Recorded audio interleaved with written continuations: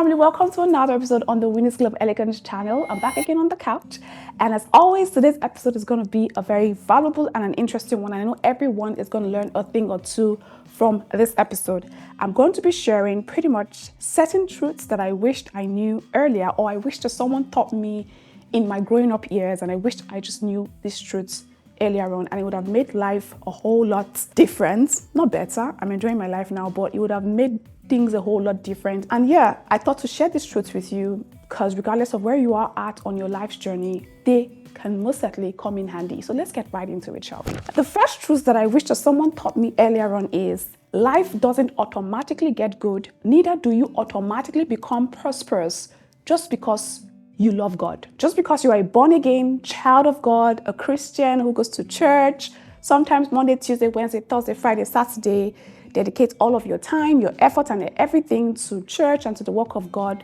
doesn't mean that life would automatically just become very good, or you automatically become prosperous, or you automatically just become the very best version of yourselves. I realized very quickly that there are certain principles designed by God to keep this earth functioning, and you need to know those principles and abide by them. Have you ever wondered why some people who have never stepped foot in a church before, some people who probably have never prayed to God before, are some of the wealthiest people in the world today?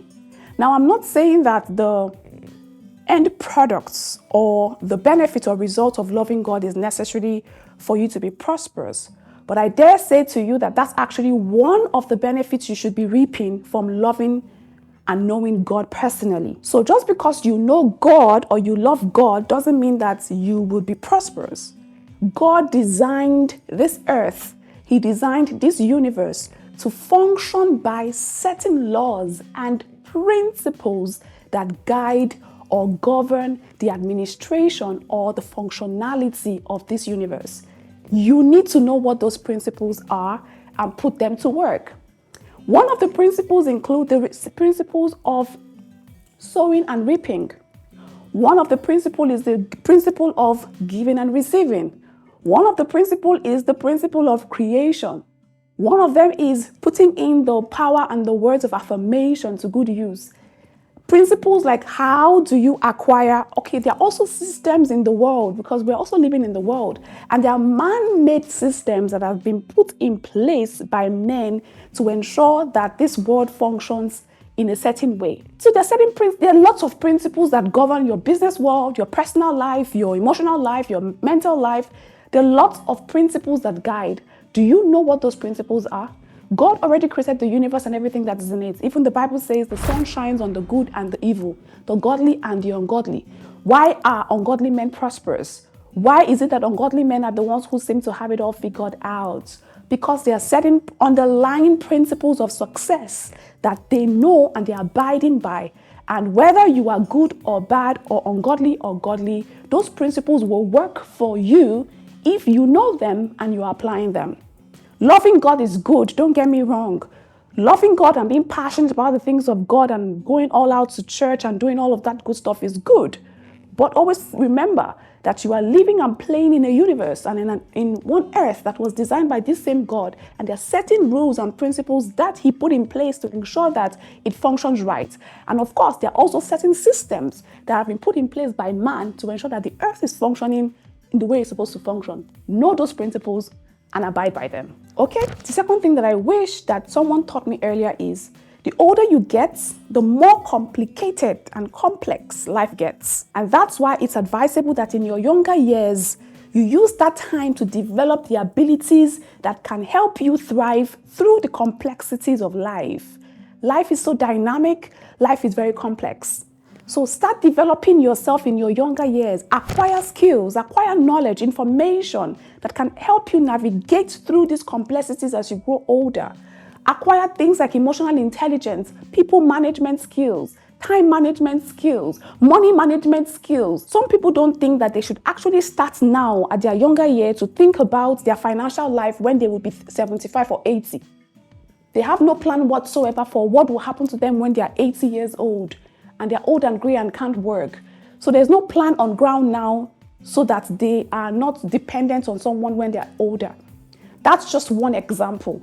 Complexities of life is when you eventually get married and you have children. Do you have people management skills? Do you have emotional intelligence that can actually help you carry on that new responsibility or that new role as a wife and a mother? Are you competent enough to carry out and do your business diligently and intelligently in such a way that that business stands the test of time? Are you competent in knowing how to multitask and balance your life so that you are having a well-balanced life in your spiritual life, in your work, at home, in your personal life? Are you a mother who is a full-time working class mother who also has responsibilities in the church? Maybe you even have side businesses. How do you have the skills that you need to actually take on all of those responsibilities and still shine through? Start developing those skills in your younger years by acquiring knowledge and information and thinking, sometimes project into the future and see for yourself what's ahead of you so that you can start making plans to put things in order whilst you are younger. Okay? The next thing I wish someone taught me earlier on is that having a good guardian or parents is important. But if you don't have one, or if you didn't have a good one, it is your responsibility to teach yourself and guide yourself through life. So yes, having good parents and guardians are important. But if peradventure you didn't have parents, or you didn't have a good parent guiding you through life, and you found yourself now as an adult lacking so many bountiful information that you need to thrive through life, don't keep pointing fingers at your parents. You are now on the scene. Take charge of your life, take responsibility, pick up the pieces, and what? Keep going. Find out what this information you need. Maybe your parents didn't teach you things about communication, about respect, about loyalty, about hard work. They didn't teach you anything about finances. They didn't teach you anything about accountability. They didn't teach you any of those good stuff. Now you're here. What do? Do you want to wallow in regret, or do you want to take the bull by the horn and go find out and learn the things that your parents didn't have the opportunity to teach you? Stop pointing accusing fingers at them. They did their best. Now it's your turn. Do you want the cycle to continue, or do you want to end it with you and say, my parents didn't make me the best version, but I will make me the best version so that when my child comes, they too can see me and I can make them the best version of themselves and teach them everything that my parents didn't teach me. Before we go on with the video, remember that the Art of Speaking course is still available for anyone who wants to improve their communication skills and learn how to express their thoughts, feelings, and ideas in a very effective, eloquent, and articulate manner. Click the link in the description box below to get more information about the course and of course how to access the course as well. I tell you, it's a game changer for anyone who wants to level up in their communication. Okay, let's get right back into the video, shall we? The next thing I wish someone taught me earlier is that no one is better than you. We're all uniquely made by God to accomplish different purposes. There was a time in my life where I used to think and believe that everybody else was better than me and I was the one who wasn't good enough, because maybe my parents didn't just teach me the things that helped me grow my self-esteem or my self-confidence, and I grew up thinking I'm not valuable. But when I realized that I'm on the scene now, I had to teach myself that no one is better than me. I'm not even better than anybody. We're all just uniquely made to thrive in different purposes, and we have different paths that we're supposed to follow. And everybody's path is different from the rest. So that automatically means that nobody is better than you. They may just be good at doing what they're doing because they've acquired the knowledge, they understand the principles, and they're being guided by it. That's why it feels like they're thriving on their lane. So if you want to thrive like them on their lane, on your own lane, then go and acquire the principles and put your faith to work, activate your vision, and start doing the things that they're doing to win. And start winning on your own lane as well, okay? The next thing I put down here, I wish I knew earlier, is that comparison is a thief of joy. This actually leads me or takes me back to the last point that I made. When you start to compare yourself with other people, you look at their successes, you look at the way their life is, you look at the way their life is going, and you look at yourself and your life is not going in the way that it's going for other people, it takes away your joy. Maybe you've made one little progress here, and then you look at your neighbor and see that they've made 10 million progresses. You stop celebrating your own progress, start looking at theirs and wondering why you don't have what they have. Stop comparing yourself with people. Stop comparing your children with other people. Stop comparing your husband with other people. Husbands that are watching, stop comparing your wives with other ladies. Stop comparing one staff to the other. Stop comparing friends. I've had a lot of friends.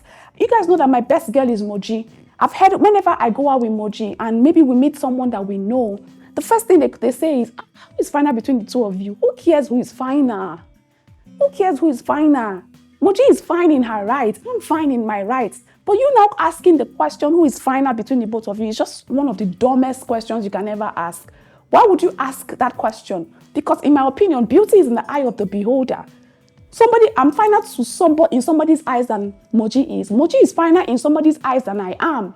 So that is the dumbest question you can ask. And that is what happens when you start comparing yourself. And if, for example, I'm the kind of person who has a very low self-esteem. When somebody compliments Moji, oh, Moji is finer than you, I take it personal and I start to take away my joy because of that. But no, I realize Moji and I are on two different paths, running two different races. So always remember that comparison would always steal your joy. So remember that you have a unique path and you're walking a unique journey, and it's only you and you alone on that path. So refuse to compare yourself with other people, okay? This next point, oh my goodness gracious Lord, I wish someone taught me or told me about this point earlier on in my years, because I cast my pearls to swines. And I wish I could collect them back. Every one of them. I cast my pearls to swines. It's just simply casting your pearls to swines. What that simply means is giving your value to people who do not value it. Giving your time, your attention, your commitment, your efforts, your everything to people who don't value it. Sometimes even giving your money to people who don't value it. Being in the presence of people who don't value you. I put down here, stop offering your value to people who haven't earned you. Don't give yourself easily to people who haven't earned you or committed to you in any way. Don't go where you are not wanted. Don't force yourself to fit into a situation when you were clearly born to stand out. Don't grant people access to your life, your house, your space. Those people who don't value you, and you know they don't. They belittle you every chance they get. They look down on you every chance they get. But you keep turning your eyes and turning a blind eye to everything that they do. Stop casting your pearls to swines. Stop minimizing people's unhealthy behaviors towards you. Stop bending over backwards just to accommodate them. You are casting your precious value, you're casting your worthiness to them, and it's not okay. Start standing up for yourself and start holding yourself in very high esteem, and understand that access to you is a prized possession that is only necessary for those people who have seen your worth, have seen your value, and they know you as a valuable person. Stop casting your pearls to swine. Stop wasting time. Okay? The next point that I wish someone told me earlier on is nobody owes you anything. Entitlement mentality. Stop it. Dead it today. Say to yourself, nobody owes me anything. If anybody is doing anything for you, they are doing it from the goodness of their hearts. And if nobody is doing anything for you, they don't owe you anything. Have that mentality. That mentality is an inspiration alone to get you up to start doing the things you need to do to advance your purpose and your life. But you can't be waiting on that uncle and saying, hey, maybe he didn't give me that money. Maybe he doesn't want to give me that job. Maybe you see that uncle you've been begging for 10,000 naira. He's traveling and he's entering first class, and he maybe bought first class tickets for all his children. Then he posts the pictures, and then you are there on your bed. I'm asking this man for 10,000 naira. Meanwhile, I see him flying first class. Or maybe you see him somewhere popping champagne or doing any of those things that require spending a lot of money. Maybe you see him buying his wife a car, or buying his first daughter a car. Meanwhile, you've asked him for just 10,000 naira, and he doesn't want to give you 10,000 naira. He doesn't owe you 10,000 naira. You are the only one who owes yourself 10,000 naira. So please, stop thinking that people owe you anything. Nobody owes you anything. And it's your responsibility to acquire every single thing that you require and need for yourself. Okay? And the final point on my list, that is something that I wish someone taught me earlier. This one I learned very recently. And you won't believe that I actually learned it from a post that my makeup artist made some time ago on his page. And this one is simply, whatever you are not changing, you are accepting. That thing hits me in ways that I can't even explain. Whatever you are not changing, you are accepting. Read that or listen to that again. Whatever you are not changing, you are accepting. The insults that someone insults you and you don't say anything about it, you are accepting it. Your life is not going in the direction that you want it to go and you're not doing anything to change it, you are accepting it. Whatever you are not changing, you are accepting.